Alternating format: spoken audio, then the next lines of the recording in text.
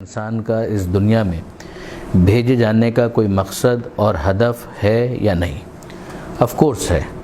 یعنی یہ اگر ہدف یا مقصد نہ ہو تو پھر تو انسان کی زندگی جو اس دنیا میں ہے وہ بالکل بے معنی ہو کر رہ جائے اور پھر آخرت کا کوئی مطلب ہی باقی نہیں رہتا.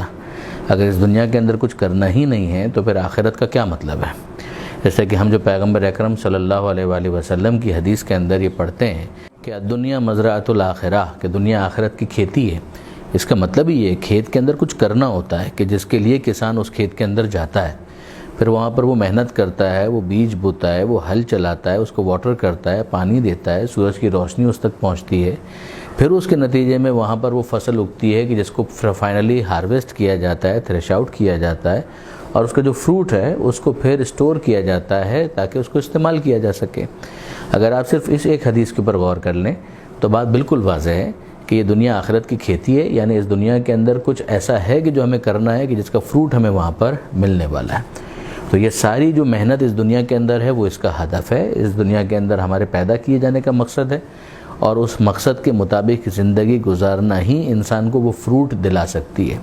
عربی کے اندر ایک مشہور جملہ ہے، فعل الحکیم لا یخلو عن الحکمہ، کہ حکیم کا فعل جو ہے وہ کبھی بھی حکمت سے خالی نہیں ہوتا.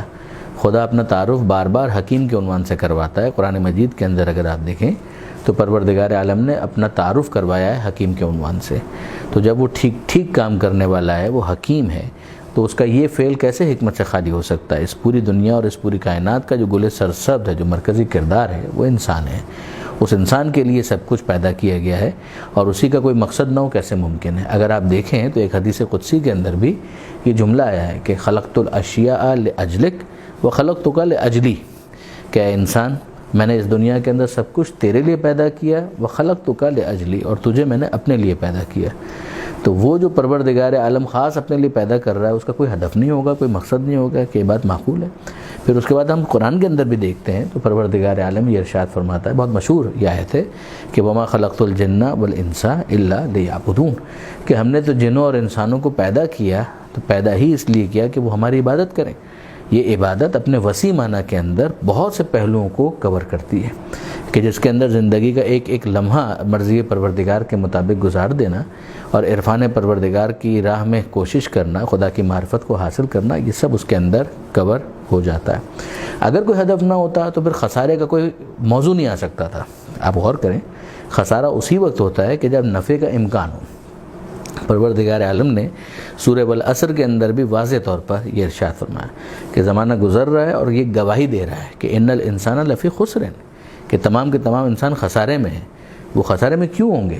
اگر انہوں نے اپنے اس مقصد کے مطابق زندگی گزاری ہوتی تو پھر خسارہ کیوں ہوتا؟